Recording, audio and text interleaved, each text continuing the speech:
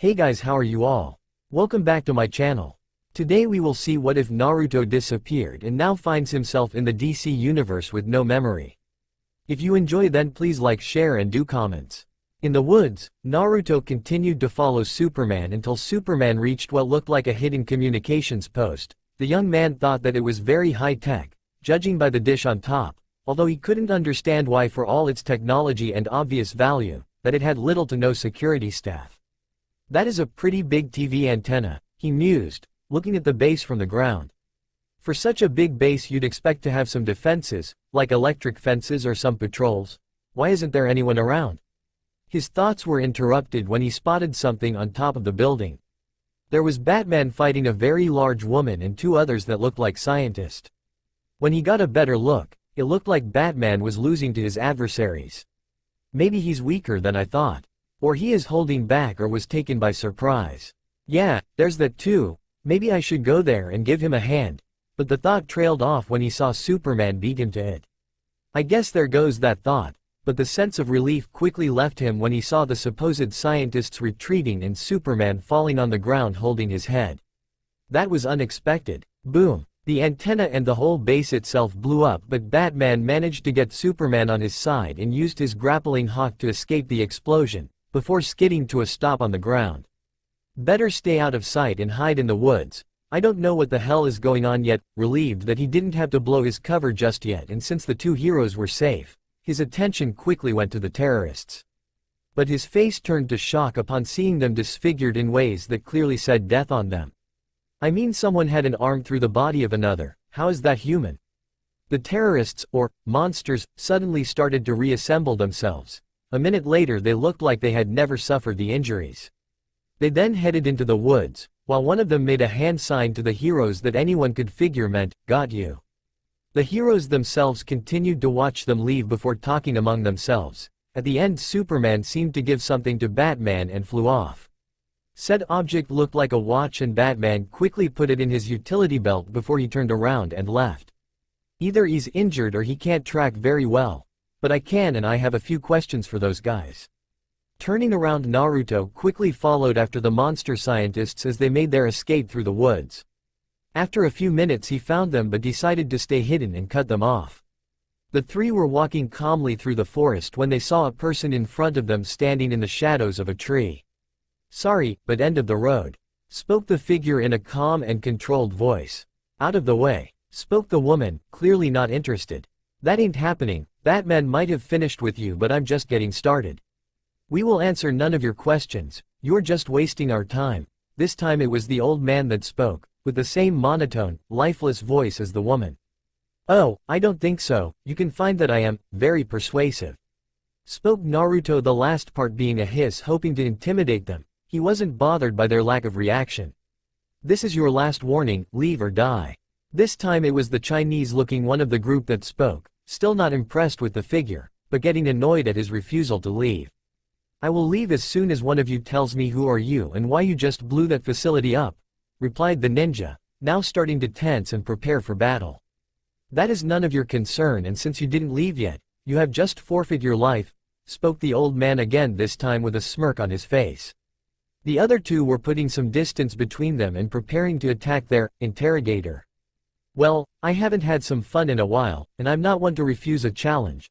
So let the games begin," replied the blonde with a grin on his face, getting in a taijutsu stance that he learned in his ninja days.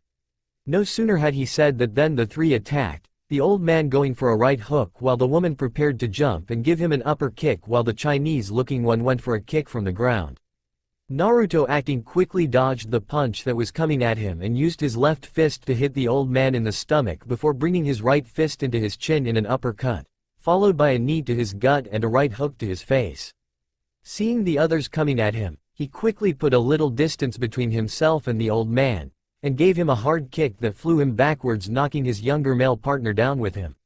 However, the woman was coming right at him, and it was only thanks to his reflexes that he was able to dodge the attack that left a small crater where he was previously.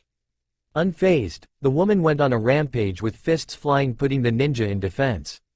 But Naruto quickly went on the offense and gave the woman a few quick punches to her face and sides before kneeing her in the face, followed by a roundhouse kick that made her fall on her face.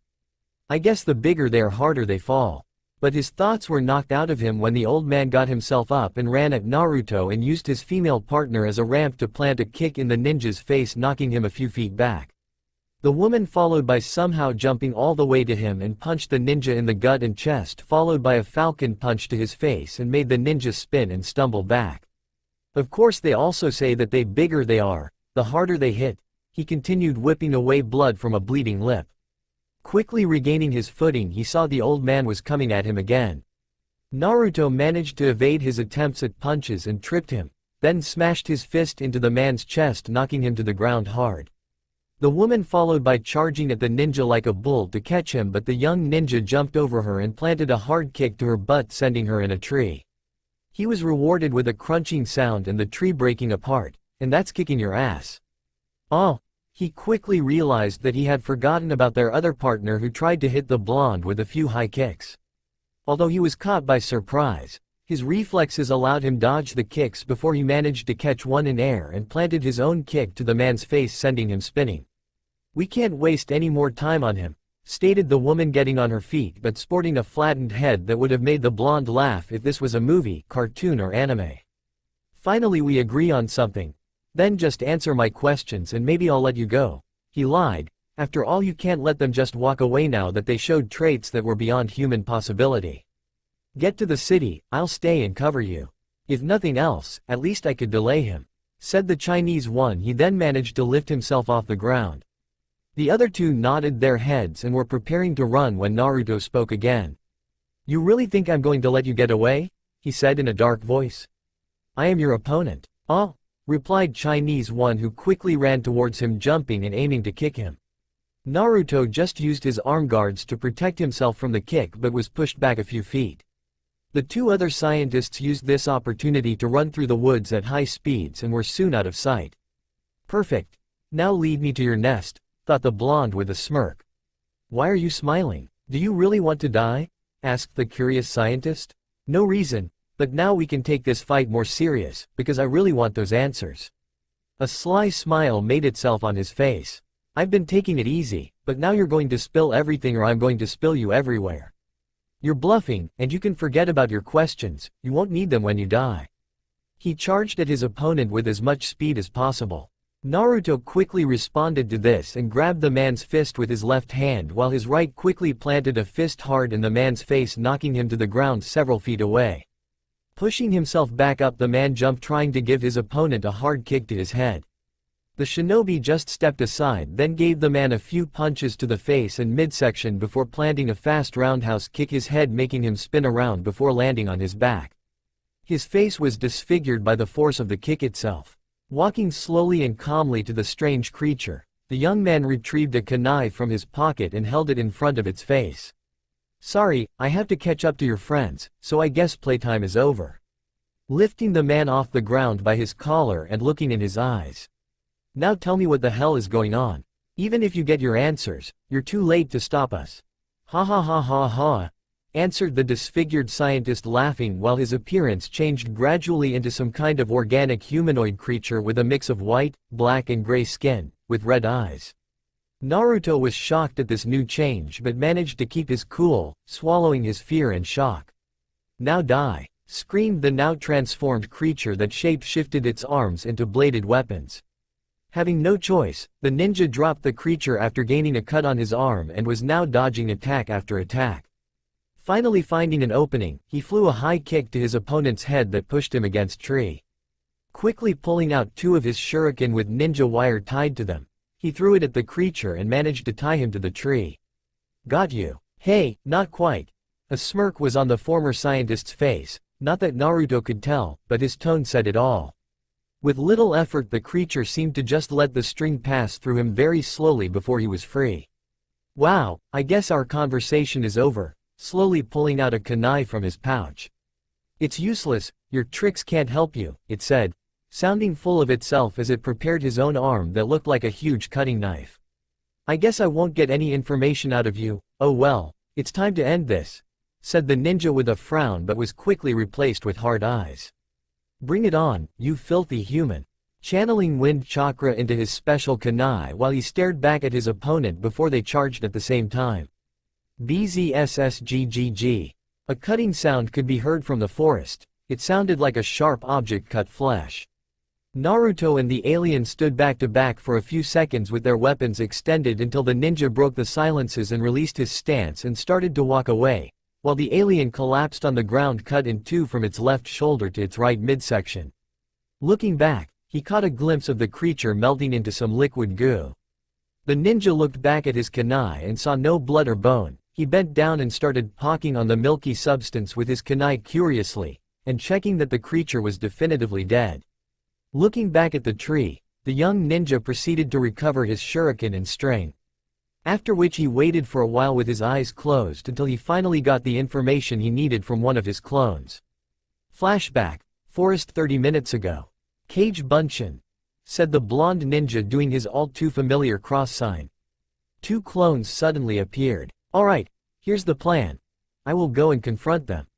They will most likely attack me. I'm sure that at some point they will try to split up.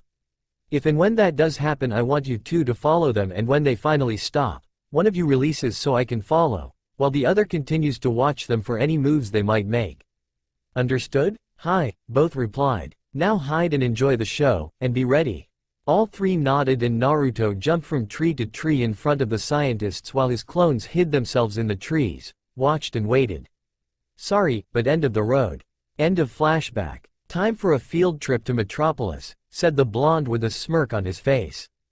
Feeling the fox making the connection to his mind, he jumped into the trees and leapt from tree branch to his destination.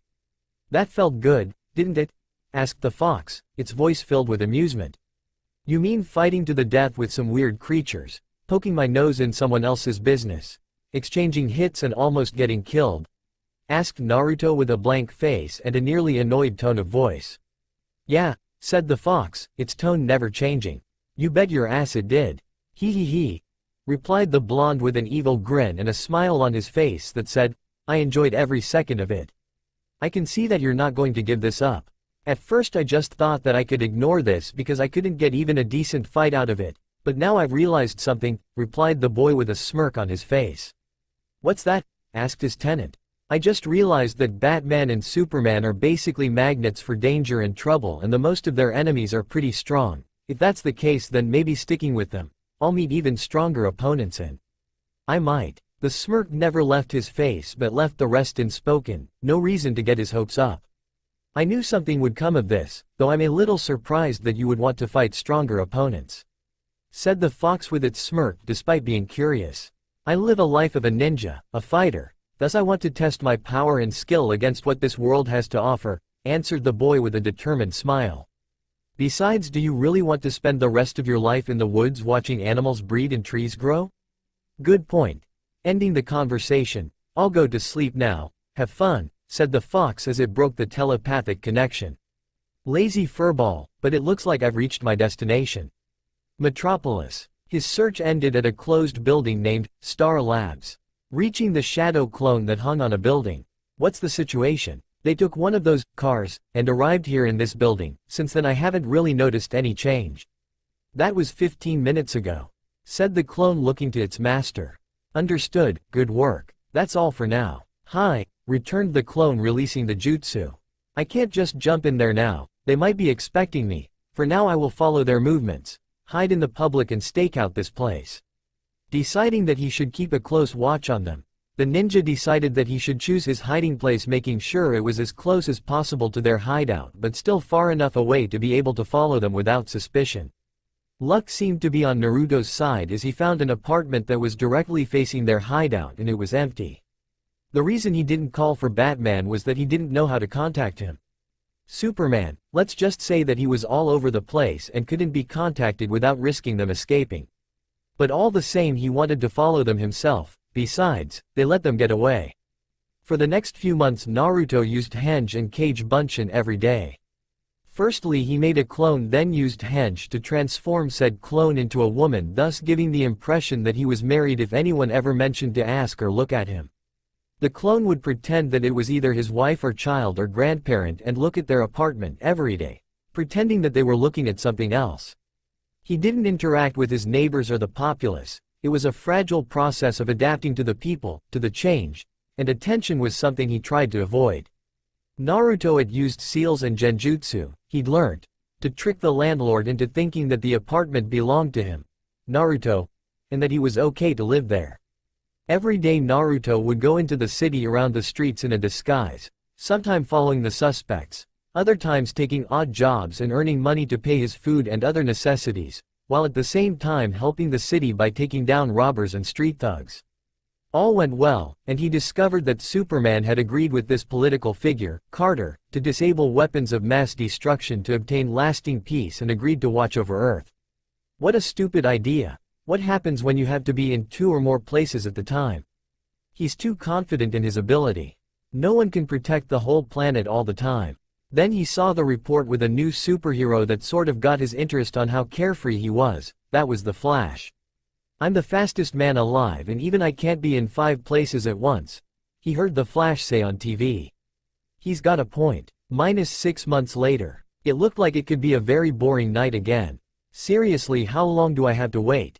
If something doesn't happen soon, someone's going to die, he thought, looking frustrated. His hopes were quickly restored when he saw a person on the roof. Focusing his eyes, Naruto clearly saw Batman. "Guess they heard me. Showtime," was his response, with a smile. Quickly returning his gear to its place and strapping his armor and weapons on, he leapt out the window and headed towards the not-so-abandoned-anymore building. Meanwhile, Batman was sneaking in the plant when he noticed 2 of the 3 scientists that he had confronted 6 months back. They were talking in a strange language before they left the building after one last glance. Opportunity in place, he decided to look around. While looking in the office that the 2 had left, he found 3 cocoons with people inside, who looked awfully similar to the ones that had just left. Taking one of his batarangs, he sliced one of the cocoons open only to have the man inside fall on his shoulder. Putting the man down, he checked his pulse, and determined that he was alive. Grr! The growl of a dog suddenly broke the silence. Turning around, Batman found himself charged by the dog, fangs bared, ready to rip him to ribbons. This is the sight which Naruto found, but being on the roof there was no way to reach Batman in time. Seeing the hero jump on the top of one of the walls brought some form of relief to the young ninja, but that was quickly lost when he saw the dog slowly climb its way up. Each step it was using its claws to grip the surface. But that was not all. The dog started to transform into some form of beast. "It looks like the one I fought in the woods that night." His chain of thoughts was suddenly interrupted when he saw Batman being pushed through a window before hitting a shelf, causing it to fall on him. Noticing the creature getting closer to the hero, Naruto jumped down between Batman and the beast. "Sorry Dogi, but I'm afraid I have to put you to sleep," said Naruto with a smirk under his mask. Said dog merely jumped on him, trying to take a bite out of him. The key word is tried, because it soon found itself hit in the side of the head by a hard kick that sent it flying into a metal shelf. After regaining its senses, the dog monster attacked again, only for Naruto to dodge and stick his kunai deep in its head, killing it instantly. Play dead. Quote, "The dog just melted into the same form of liquid, covering the floor. Good boy." Turning around quickly, he lifted the shelf off Batman and checked his pulse. Then relieved when he saw that the Dark Knight was just bruised and unconscious. Sigh. "Great, now what do I do with him? I can't take him to the hospital. They might try to take his mask off and will reveal his identity. I could take him to my place, but then what do I say when he wakes up?" But his worries were stopped when he noticed the watch on the floor. "Hey, this is the watch that Superman gave him. Maybe, if I can activate it, he'll come and know what to do." He spoke out loud. Looking over the object for a few seconds before pressing the button on it, the watch suddenly started to beep. Oh, I better hide or he might think that I knocked him out." He quickly hid himself on the floor above in the darkness and waited for the hero. It didn't take long and Superman was already at the door, making his way to Batman. "Oh no, Batman?" But both Superman and Naruto were interrupted when a light suddenly filled the room. The light itself was from a meteor that suddenly hit Metropolis Park. Skidding to a halt, it came to rest in the middle of a busy street, making a crater while stopping. Superman took to the skies with Batman in his hands while Naruto jumped from building to building and stopped on one, seeing that emergency teams were already present. What followed shocked everyone. From the meteor 3 legs came out and an organic-looking 6-floor walker suddenly erupted. "I've got a bad feeling about this," was the ninja's only response. The creature or robot suddenly started to attack, with a laser-like cannon, destroying a few police cars easily. Superman attacked, heading directly at its main cannon when it suddenly fired, hitting him with a lot of force and pushing him through a building and into the street. "Damn it," said Naruto as he watched the police's efforts to destroy it with standard weapons. The creature turned its attention to the armed police. He decided that now was the time to intervene, jumping down between the walker and the people. "Get out of here. Your weapons aren't doing any damage. Go." The police quickly agreed after seeing that it was no use, which was well placed, because the creature started to advance and proceeded to destroy the remaining cars. Naruto, himself, jumping to the side, at the same time seeing Batman use his grappling hook to reach his jet. Missiles were fired from the jet but to no avail.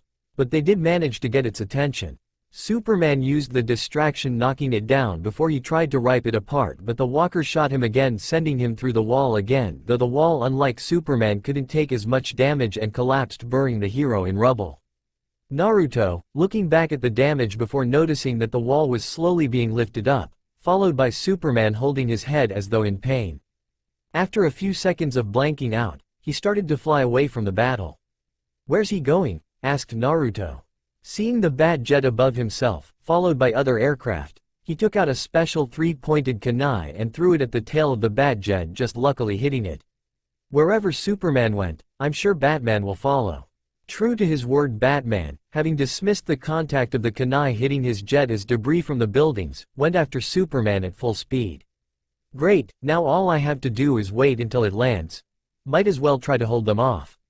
Come on," Naruto shouted as he jumped off the building, already charging a Rasengan as he fell. Pushing more chakra through him, increasing his speed, and aiming at its feet, he managed to push the ball of energy into its foot. However, he didn't manage to blow its foot off. Yet it still managed to stay on its 3 feet. If you liked it once, you'll like it a second time. Charging a second Rasengan, he hit the leg instead of the foot, breaking it and managing to bring it down. But looking at the other two that had come out of the meteor, he thought about his next course of action. "Damn it, now they know I'll come after them, and they will kill a lot of people if I spend so much time fighting them. I also don't know anything about them. It would be best to perform population control for now," he thought as he moved off. Soon the city was filled with at least 300 Naruto clones, all bringing people to safety, effectively saving a lot of lives. 2 hours later, at last they stopped. Sighed the ninja, looking back at all the people that he had gathered away from the war zone, which consisted mostly of families. They were shaking and worried. "All right, everyone, stay here. I have to go," he said loud enough for the others to hear. The people just nodded, being grateful and at the same time sad because this new hero had to leave. Until one little boy stepped in front, expressing the others' thoughts. "Will you come back, sir?" he asked with a worried look. The ninja had pulled the boy and his family out of a car that had crashed from almost being hit by the creature's cannon. Naruto just looked at him and put a hand on the boy's head. "Don't worry, kid, I promise that I'll be back and that we'll stop these things. And I don't go back on my word." Smiling under his mask and closing his eyes as he reassured the boy and people that he would return. The boy smiled back and jumped forward, hugging the hero's leg. This brought a smile to everyone's faces and erased most of their fear. Turning around, he made a series of hand seals before he disappeared in a flash of yellow, shocking the people. Somewhere in the mountains, at a hidden military base, a flash of light illuminated the surroundings before Naruto found himself in a nearly destroyed military base. Looking at the bat jet, he concluded, "They are definitely here, but why?" His answer wasn't what he expected, as over a dozen soldiers appeared with strange weapons following a trail of destruction. Best choice is to hide for now, and so he did, leaping up the mountain and hiding in the darkness.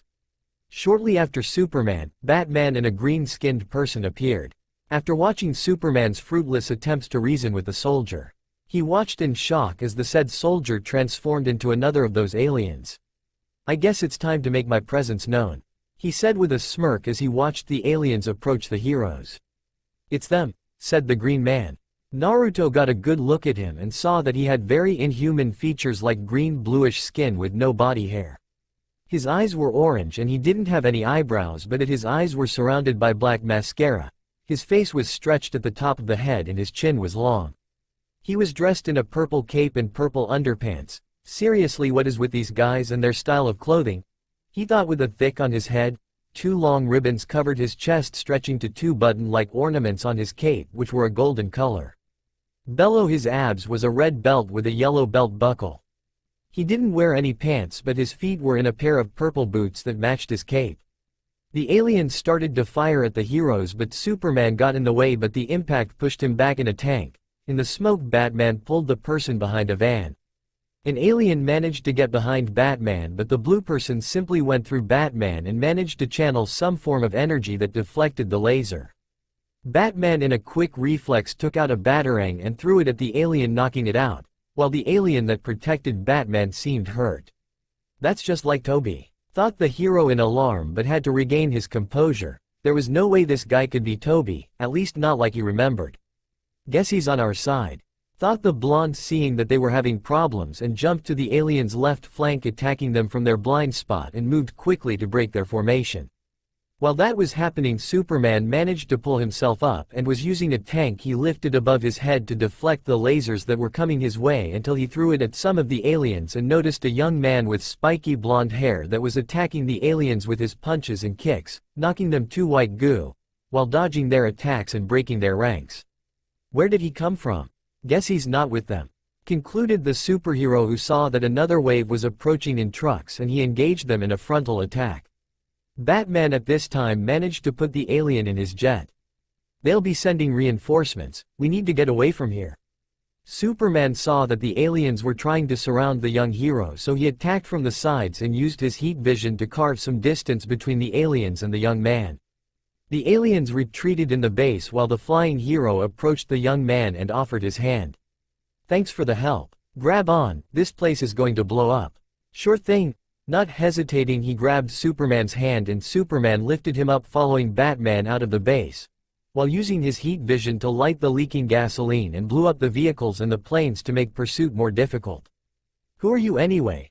Asked Superman, intrigued at the young man. We'll talk later, right now we have company, he responded, pointing at a dozen spaceships that were coming their way. They successfully managed to avoid some of their fire, but it was becoming harder and harder.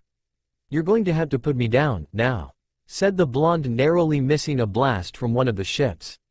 Seriously, this getting pretty hard. Right, answered the hero as he placed Naruto down on a mountain. Both had to jump off as some of the ships started to fire on them and left craters in the ground. Oh yeah? Well, take this futon. Yuha Sho, yelled Naruto as he channeled wind nature chakra in his hand and threw it forward, releasing the chakra and throwing a wave of razor-sharp wind that cut 2 of them apart. Batman at this time was maneuvering through the peaks of the mountains and managed to take some of them down through dangerous maneuvers in their pursuit, while Superman threw one of the bogies in a mountain top. Finally, one of the ships hit the Bat jet and it was going down in smoke and speed. Oh shit, said the blonde as he watched the ship go down, but was stunned when it suddenly stopped in the air and was radiating a greening glow. Following the stream that seemed to be connected to it, he followed the beam at a person who was standing on one of the mountain cliffs. 2 ships attacked him, but the ships were quickly destroyed by another character. This one was a woman with gray wings and a mace in her hands. This just keeps getting interesting, thought the Kyuubi. Oh yeah, better get to Batman's position, said Naruto, a little relieved that they were safe and seemingly had new allies, but still careful. At least they aren't shooting at us. As he reached the Bat's position, 2 ships closed in on them. Acting quickly, Naruto gathered as much wind chakra as possible around him and screamed, "Futon! Daitopa!" detonating a concentrated ball of wind chakra in front of the ships, blowing them backwards in the mountains. Thanks, said the hero, impressed, yet managing to hide it. Anytime, watch out, responded the ninja, pushing Batman out of the way of a crashing spaceship. From the cliff, Naruto and Batman watched the rest of the heroes take out the remaining ships. He was worried when he saw Hawkgirl falling and nearly hit by one of the ships when another woman with long black hair appeared and deflected the lasers, but neglected to fly out of the way of the falling ship's trajectory. Luckily the green glowing person managed to create a dome around the young women that protected them from the blast. "Who's the rookie in the tiara and the ninja wannabe?" asked the glowing green person. He was dark-colored person with short black hair shaved on the sides with a strong muscular built, glowing green eyes. His clothing looked like a full body suit of green, black and white. The top of his suit was green emerald color in a V-form going from the back all the way the front covering his neck, shoulders, and upper half of his upper body in green while the rest was black with the exception of his boots that were also green and his gauntlets that were green as well. On his chest was a green lantern-like patch in a white circle. His weapon of choice was apparently a green ring that helped him channel a green energy field in any shape he desires. "I'm not sure," responded Superman throwing the last ship in a side of a mountain. Soon every hero grouped together with Batman and Naruto, including Flash that appeared with the missing wing of Batman's ship. "Hey Bats, I think you drooped this. Whoa, where have you been all my life?" asked the dazed Flash seeing the black-haired beauty for the first time. Naruto recognized him as being the hero he saw on TV a few weeks back. He was dressed in a red full-body suit that reminded him of Lee and Guy except that he had a hood that covered the top of his head with white see-through material for eyes and two lightning-like ornaments on the sides where his ears should be. The suit was apparently very flexible. It was blood red with a diagram of a lightning going through a white circle with a yellow outline. A lightning pattern where on his arms just below the elbow. He wore what seemed to be a lightning-styled belt around his lower abdomen and golden-like boots. "The Mischira," answered the woman completely oblivious to Flash's attempts. "Huh?" answered Flash confused. "The home of the Amazons, I always thought that it was only a legend." His answer came from the second woman. She wore a bird-like mask. Reddish-brown hair that reached the middle of her back, light red lips, black eyes, two brown-grayish wings. She was dressed in a yellow top that seemed to hold on her impressive C-cup breasts to the waist. She wore a pair of black tight pants that covered her lower half and a pair of super short pants that covered her slender ass and lower midsection. Her feet were fit in a pair of red boots. In her hand she held the same mace with leather strap that was around her hand to prevent it from falling. "I assure you it's as real as the ground we stand on. I am Diana, Princess of the Amazons." She presented herself with a smile and pride in her voice. She was a tall, slender, beautiful woman with visible muscles and a tall figure and held herself in a prideful posture. She had long dark flowing hair that reached her middle back, baby blue eyes. She wore a golden tiara with a red star on the forehead, similar to a hiat, forehead protector. She had red lips. A tight red half-shirt covered her big D-cup breasts that was similar to hot girls, except it had ornamental gold on the front in the form of two W, one above the other. A golden belt held her tight dark blue mini pants, with white stars, that covered her round backside leaving her thighs exposed. Red boots with a white outline going down to the front and back covered her feet and legs up to just below her knees. There were two thoughts going through Naruto's head. The first was obviously, wow, are all female superheroes this hot? If that's the case then this is definitely my line of work. He. The second was much more of a self-analysis, again with the underwear on the outside? Maybe that's how they know each other, thought the fox trying to think of an answer to this mystery. Yeah, maybe that's a standard uniform appliance, like the Chunin vest or Anbu armor. Realized Naruto, with widened eyes, finally starting to understand, or so he thought. No, that can't be him, you know, that sort of makes sense. Answered the fox, in its cage, with an invisible claw on its chin. Think that I should get something like that? You know, to be a team player, thought the confused ninja with a thoughtful expression.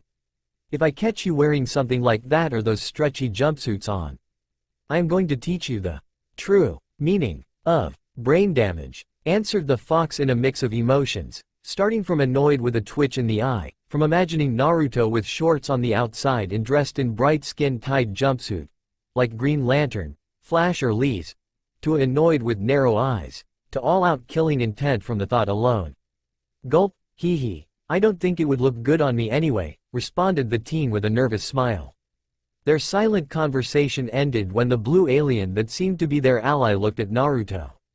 What? Naruto asked with questioning look. We were waiting for you to introduce yourself. The rest of us know each other in some way but you are new here.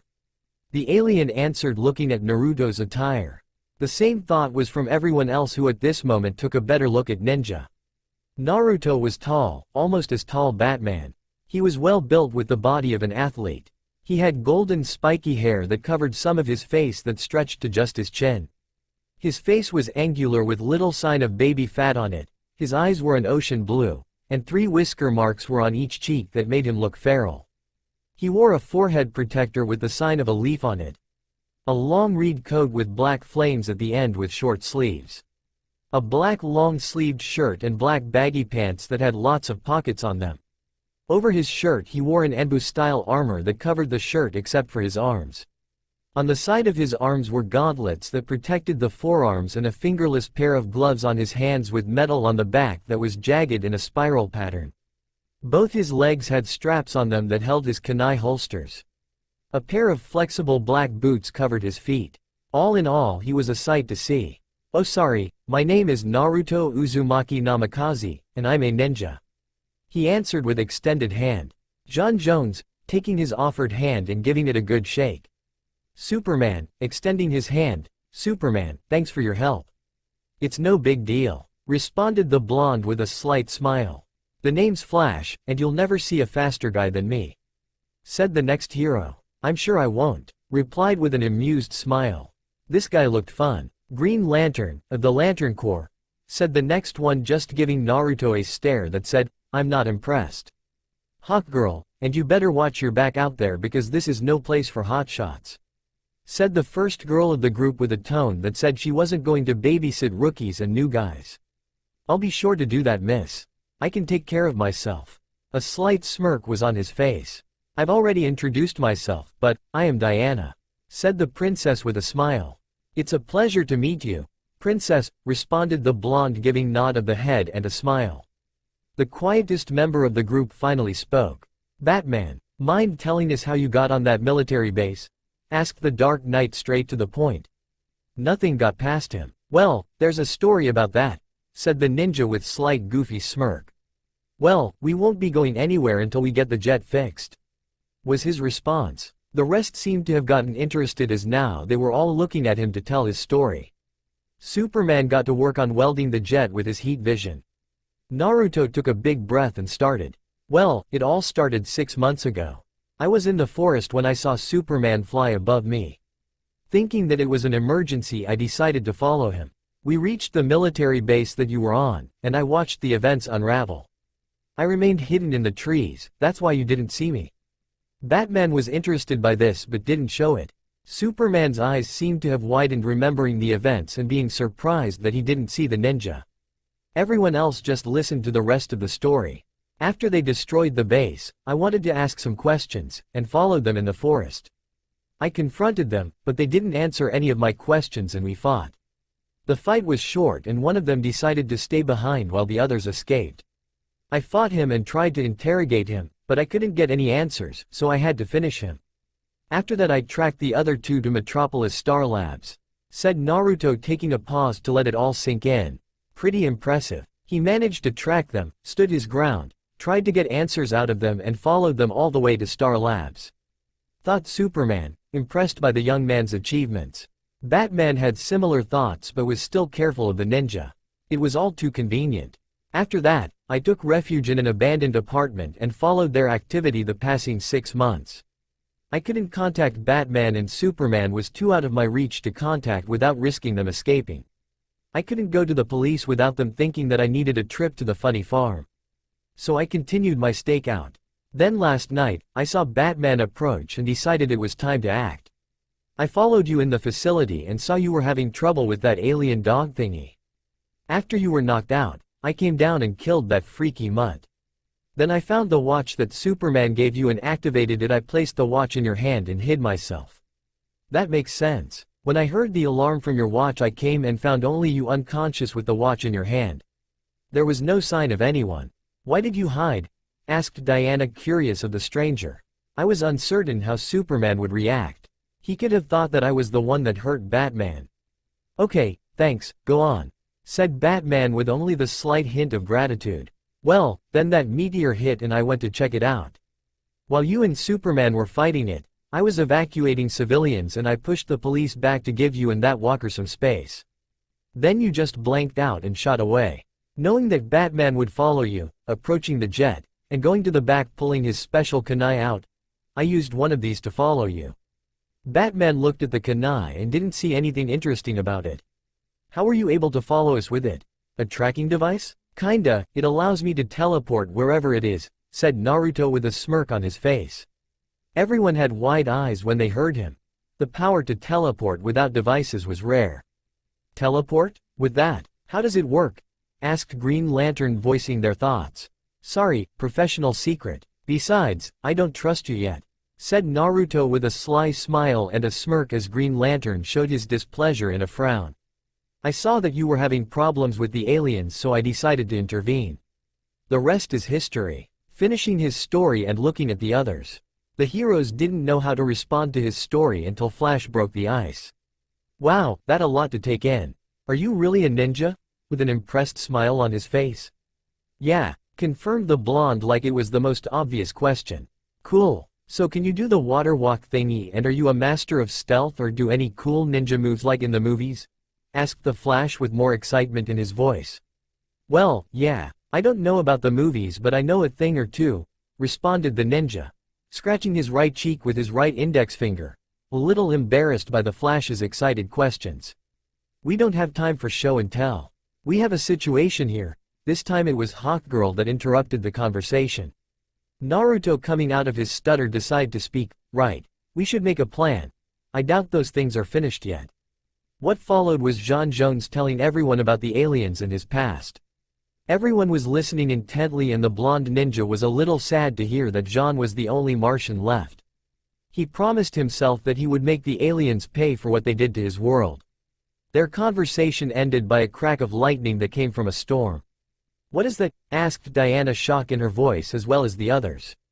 It's begun, answered John, clearly knowing what was happening. What are they doing? Asked Hawkgirl.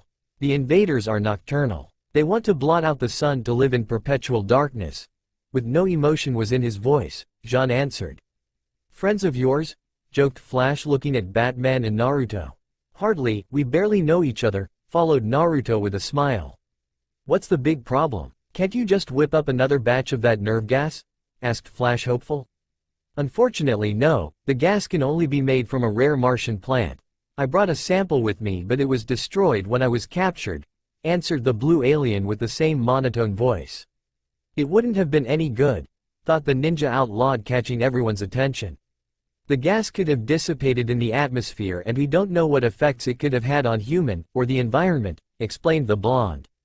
Then we'll have to take out those factories. With a conclusive tone and her hand of her hips, Diana broke the silence. Lady, this is no job for amateurs, responded Green Lantern, voicing his displeasure. We Amazons are warriors born. Want to test me? Retorted the princess, who was now in a staring match with Green Lantern. Actually she has a point, voiced the ninja. With no other option we'll just have to take them down the old-fashioned way. Looking at the two with a thinking face with a hand on his chin. Right, so let's not fight among ourselves, said the Superman, breaking the standoff and placing his hand on GL's shoulder. John, we'll need all the help we can get. Fine, sorry, Your Highness, responded GL, voicing his displeasure, hissing the last part out. Tactically we'll have multiple objectives, so we'll have to split up in teams. I get dibs on the Amazon, said the Flash with a smile and a hand over Diana's shoulders, making her face wide with shock and slight amazement. Naruto couldn't help but laugh at the scene and his happy-go-lucky attitude. -1 hour later, Egypt. Hiding like cowards isn't the Amazon way, said Diana, placing her hands her hips, expressing her dissatisfaction. Batman was leaning against a stone following the aliens' activities. They must have a weakness. When we find it, we'll strike. Naruto suddenly appeared from the shadows. They are patrolling around the factory and do not appear to be leaving any blind spots open. Why are we the largest group? Asked Diana, thinking about it and addressing Batman. Wouldn't the chances of victory, for the others, increase if he, Naruto, was on either of the two teams? Batman answered her question, still looking at the situation. True, but we had to divide based on abilities. Flash and Lantern can go in and come out in a hit-and-run tactic. Superman and Hawkgirl aren't very subtle, so having him on the other teams would just put him in the way. Naruto just nodded towards Diana. Jean suddenly appeared from the ground and reported, "I have scouted the outer wall, there is no way in. Then we'll make our own." Diana suddenly flew, unable to hold back her urge to fight, before the Martian could stop her, not that he could, seeing how Batman stopped him. "Wait, let's see what she can do," said Batman, wanting to see if the Amazon could back up her words. Diana proceeded to tie the legs of one of the walkers, making it lose its balance and fall on the wall of the facility, breaking through and making an entrance. "There's your opening," the princess shot, sitting on the fallen walker. Naruto responded with a sly smile while Jean was a little shocked. It was Batman that broke the silence. "Not bad." All three men proceeded to go for the opening, Jean flying in, Batman using his grappling hook, while Naruto dashed and jumped in the building, landing in a crunching position. They immediately encountered resistance, but soon retreated without a fight. At this, Naruto raised an eyebrow and looked around but only saw daylight and debris. "They run like cowards. What are you waiting for?" demanded the princess, eager for a fight. The blue-skinned hero quickly followed Diana's lead while Batman and Naruto stopped and looked around, before advancing. Somewhere in Malaysia. Meanwhile, Flash and Green Lantern were encountering heavy resistance in a jungle, mainly because Flash acted harshly and was stuck in a sticky residue from a factory. Now they were under attack by the walkers. After successfully freeing Flash and giving him a lecture, John found himself attacked by the walkers, who, responding to his green energy, fired a gas bomb at him that managed to get through his defense. The gas itself was affecting his breathing and knocked him out. Flash, thinking quickly, dissipated the gas and took John over his shoulder before spiriting away. Metropolis. Superman and Hawkgirl successfully managed to disable the walkers and entered the factory. Encountering resistance, the winged hero brashly attacked, making short work of the aliens. The ascent to the core was going as planned until they were trapped in a gas chamber with a powerful knockout gas jetting from the walls that successfully managed to render them unconscious. Egypt. The heroes found themselves cut off. Jean's eyes glowed yellow for a couple of seconds until Superman and Hawkgirl are down. "They have failed," he said, his eyes returning to their orange color. "What, are you certain?" asked Wonder Woman, worried. Her response was a silent nod. "Are they still alive?" asked the ninja. "Yes, but they have been captured." Turning around, he directed them to an opening 50 feet up. Diana and the Martian reached it easily while Batman used his grappling hook. Naruto just put chakra in his feet and ran at the entrance, running up the wall. Jean managed to direct them through the maze of tunnels to the central core of the facility. "How do we shut it down?" asked Batman, on edge. "The ion matrix crystal. If we can remove that, the whole plant will shut down." "I'll need a diversion." "You got it," responded Batman, throwing a batarang at an organic tentacle, cutting it off. Followed by Diana pulling another tentacle near her, effectively causing a smokescreen. Naruto made a hand seal and pulled air in his lungs, adding chakra to them. Futon. Renkuden. Firing pockets of air at the terminals. Jean in the meantime managed to phase through the floor into the crystal and retrieve it, but was shot in the back by a guard. The guards had managed to regroup and attack Batman, Diana and Naruto. The Bat and the ninja instantly jumped off and engaged the forces, Batman using a pair of silver electric knuckles, while Naruto was using a kunai and his taijutsu to beat the aliens off. Diana quickly took Jean on her back while Naruto and Batman were covering them. Wonder Woman used her flight ability to get the injured Martian through the exit while Naruto was running after them, followed by Batman, who used his grappling hook to cut the distance between them, taking the crystal with him. Unfortunately, the door quickly sealed itself after Diana escaped, trapping Batman and Naruto in. Reaching the closed entrance, Naruto and Batman turned around, Naruto being the one to voice their thoughts. "This doesn't look good," he said with his eyes narrowed. "Batman, Naruto, BBZZZTT, Beatst, Bazit, BTZZT," screamed Diana, trying to reach the heroes, but all she heard were weapons being fired and imprints on the organic door being formed. No, she wanted to rip the door apart but was stopped by Jean. "Wait. There's nothing more we can do for them." "You mean they're gone?" answered the alien, completing her sentence with his head down. Diana just looked saddened at the door, mourning her two fallen comrades. "Hera, help us," she said in a low voice. Batman and Naruto looked at each other and jumped on opposite parts of the wall, with Batman jumping at his right while the ninja jumped on the left. "We got to get out of here," Batman said in alarm as the guards were charging while some were aiming guns. He threw a few batarangs, stabbing aliens in the head and blowing them apart. "Yeah, but these guys could be a problem. We need a distraction, so Cage Bunchin." Quote. Instantly 6 Narutos appeared and proceeded to engage the aliens, while the real Naruto and Batman, having taken the crystal with them, fled through another corridor. "Don't stop for anything, just keep running." "What was that? Some kind of hologram?" asked Batman, never looking back. "No, they're real and they just bought us some time." He ran the corridor as a door opened and with some armed aliens tried to stop them. He pulled a kunai and threw it at the leading alien, stabbing him in the chest. The heroes fled by the door while other aliens pushed their injured brother aside, trying to shoot the intruders. Boom. The kunai with the explosive tag blew in their faces, leaving none alive. Reaching the end of the hallway, 4 passages stood their way. No time to search all of them. Cage Bunchin. 4 clones instantly appeared. "Alright, spread out and find anything that looks like a way out." "Hi."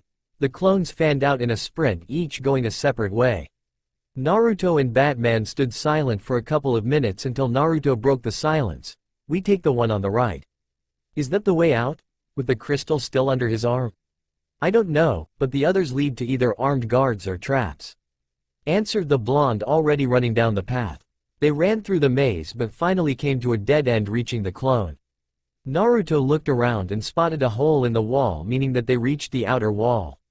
"We have to find another way out," said Batman, turning around. With a smirk and looking at his clone, who gave him a nod, the ninja put some distance between him and the wall. "No need, we'll just use the back door." "What back door?" asked Batman. "The one I'm about to make." Finishing his sentence, Naruto extended his palm and the clone starting to make swirling motions with his hands around the original's hand. The motions started to take shape and form into a ball of white light with light blue swirling afterimages like a propeller on a helicopter. After a few moments, the clone disappeared and Naruto charged to the wall. Futon. Rasengan. Thrusting his hand with the ball of chakra against the wall. A screeching sound could be heard before the whole wall started to crack and break, leaving a hole the size of a double-decker bus. Batman lost his focus, covering his body with his cape. After the damage was done, he turned to look at the hole in surprise for a few seconds before Naruto turned to him with a smile. "Coming or staying?"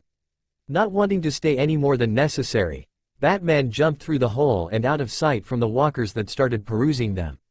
Both started running, Batman sometimes using his grappling hook and Naruto pushing chakra to his feet to increase his speed.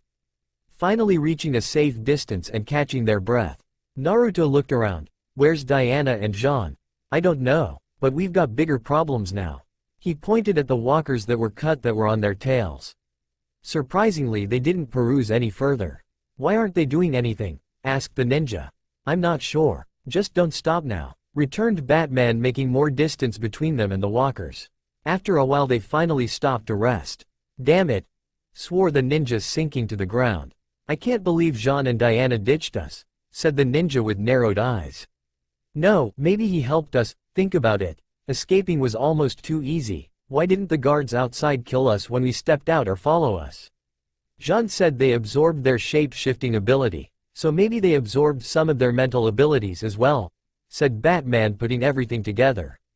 It could explain why they kept cutting us off while in the facility, why they were so organized. "But, now what?" "Now we use the bad jet I landed 2 miles away to get out of here and analyze this thing. Maybe we can find a weakness," said Batman, already walking. "Shouldn't we reunite with the others?" asked the ninja. "If Jean didn't contact us yet, then maybe we shouldn't. This could be his plan all along. Let's go." After running for a while they finally reached the bad jet. Naruto jumped in the back of the jet while Batman jumped in the front and started activating all the systems on the jet. "Where are we going now?" asked the ninja, curious. "I am going to the Batcave." "Where can I drop you off?" asked the Dark Knight. "Why can't I come with you?" questioned the ninja with a little pout. "I only met you a few hours ago, and where I'm going is a professional secret," he announced, making it clear he wasn't the trusting type, but he smirked inwardly. After all, who doesn't like keeping a few secrets? Touché, but 2 minds are better than 1 and this is an emergency. Also, I won't tell anyone if I find anything kinky in there, said the blonde with a grin, trying to brighten the situation. Wouldn't matter anyway. End of the world and stuff, you know. Sign.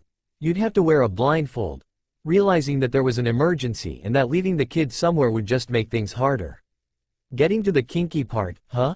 Fine, don't worry, secrecy is my profession, said the blonde with a grin, showing his teeth. Batman just have a slight smirk before plotting the course to the Batcave, giving Naruto a blindfold and making sure it was securely covering his eyes. Metropolis. Jean and Wonder Woman waited for Flash and Green Lantern while looking at the chaos caused by panic and fear of people. Perhaps Mother was right about mankind. They're nothing but untamed savages, said the princess, looking at the chaos. Do not judge too lightly, they act out of fear and despair, said the blue-skinned alien in monotone. Green Lantern and Flash finally arrived. Sorry we're late, had to help some civilians, Lantern said, turning to them to offer an explanation for the lateness, but not getting a chance to ask why they had been called. Why did you call us back for? Flash asked before Lantern Kid, with his arms open, showing his curiosity. Diana sighed but hardened her resolve. It was not the time right now. Superman and Hawkgirl have been captured. They're somewhere inside that facility, explained the Amazon, pointing at the factory in the middle of the city. Wow, muttered the Flash, looking the lightning that danced around the factory. What about Batman and the kid? Asked Lantern, wondering why they weren't there. It was Jean that answered, this time with his head down. They both fought heroically and died like heroes. You mean the bats and the ninja are gone? Asked Flash in disbelief, heart-struck that the unbeatable Batman himself was gone and the friend he just made had fallen as well.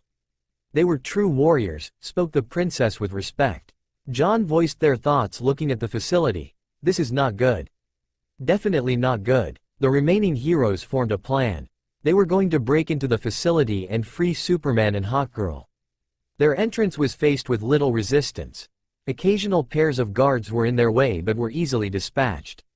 When they finally reached their comrades, they entered their holding cell careless and triggered a trap that looked them in. Tiny holes opened in the walls and the gas that dispatched Superman and Hawkgirl, quickly knocking all of them out and securing their easy capture. Gotham Batcave. Naruto started exploring the cave and was amazed how big it was. Batman in the meantime was using his computer to analyze the crystal. Naruto finally turned to him, wanting some answers. Anything? The crystal seems to generate an ion flux that when released in the atmosphere creates dry rain clouds, said Dark Knight, looking at the data. Why would they do that? I'm not sure. Jean said that they're nocturnal and they intend to cover the sun. Naruto took a thinking position with index finger under his nose and the palm covering his mouth. Even so, look underneath the underneath. What was that? Batman stopped and looked at the blonde. What? Oh sorry, my old sensei used to tell me that a ninja must look underneath the underneath if he ever wanted to be a good ninja, said the blonde. Good advice. You're thinking about what happened there in the factory, aren't you? Asked Naruto, not looking at him. Yes, something strange happened then. Batman continued to look at the data. I know, when we broke in they retreated. When we went in deeper they kept attacking. Maybe it wasn't us that they ran away from. Maybe it was something else. They risked a lot letting us in when they could have just blocked us from the start at the entrance. Maybe a trap. I don't think so, they looked real scared to just be acting. Realization and shock appeared on Batman's face. Sunlight. What? Sunlight? The aliens come from deep space, so they must have evolved with no resistance against our solar radiation. Batman's returned, pressing some buttons on the huge computer. So that's why they are trying to block the sun and why they attacked at night. They had a time limit. Yes, I think I can change the ion flow of this crystal. That will make the storm disperse and the sun appear, said Batman, pressing buttons on the computer and coming with a schematic of a portable ion flow device. Well, I think we need to hurry. Look, Naruto pointed at the monitor that showed the news. Both turned their attention to the screen. Government sources have confirmed the approach of another object from space. They predict it will be roughly 5 times the size of the first asteroid. Naruto turned back to the Dark Knight. Looks like the ones in charge are coming to admire his handiwork. Then we should strike at them first. If their leaders are arrogant enough to land before the invasion is over, then it's quite possible that the others will be there too. You really think they got captured? Asked the ninja, quirking an eye. Yes, returned the Dark Knight. Naruto nodded. Alright, I'll leave you to your work. I'll get my gear ready. The ninja turned around and moved to a deeper section of the Batcave. Batman continued to create the device while in the cave Naruto made 2 clones. Alright, you know what you have to do. I'll handle the rest. Understood. We're going to kick their ass out of this world, literally, said one of the clones. Naruto looked at it with an evil smirk. This brings back memories. Well, let's get to it. The clones got in a lotus position while Naruto got one of his storage scrolls and summoned an empty scroll, a brush and ink. He opened it, started to make seals. It's a good thing I learned some seals all this time, otherwise I'd still be depending on old Fukasaku right now. When he finally finished, he started to feel a presence making itself known. You seem to be having fun. Slight chuckle came before the fox spoke. I don't know if it's fun, but it is something like excitement. Maybe you just enjoy that you are finally starting to feel alive again. How's that? Come on Naruto, admit it. You want this. For months you have been wandering this world with nothing to do. No destination to reach. No purpose to fulfill. This is what you missed. On the road you just got lost. The fox ceased its rant to hear Naruto's response. Quote ellipsis. Not all who wander are lost, he said out loud but silently enough to not be heard through the entire cave. Batman chose that moment to appear, interrupting their arguments and hearing his last line. Talking to yourself? He asked with a raised eyebrow. Naruto quickly turned around spooked and scratched his neck with a nervous smile on his face. Oh, ha, sorry, I was just thinking out loud. He looked around and realized that he had been walking back to Batman while he was talking to the Kyuubi. Kick some ass kid, it might get your mind off it. The fox slowly broke his mental link with Naruto and returned to its cage. Batman gave Naruto a look but chose to dismiss his behavior, focusing on the more important situation. The ship is heading towards Metropolis. Then let's go. Batman and Naruto quickly got in the cat jet and flew to Metropolis. Meanwhile, the alien ship itself was already above Metropolis. 1 hour later. Batman and Naruto landed on a building a few streets away from the facility. Alright, do you have a plan? Yes, we break in, sneak to the ion matrix crystal and place this emitter on it to change the ion flow. Add and break their legs and it's a plan, let's go. Both proceeded towards the facility, Batman using his grappling hawk while Naruto was jumping from building to building with his chakra boosts. Finally reaching the facility, both managed to sneak in and with Naruto's clones managed to find the core. Naruto looked around and saw the rest of the heroes. It looks like they all got caught. Turning his sight on the aliens that approached them. Hey, isn't that the senator guy that talked Superman into disabling all Earth's defenses? He must have been a spy sent to trick us into disabling our weapons to make their invasion easier. When they reached the core, they heard someone screams and looked at the parasitic creature that had its tentacles in Jean's skin and pulling him inside out. Naruto broke the silence. That must be the leader. That sick, slimy piece of shit.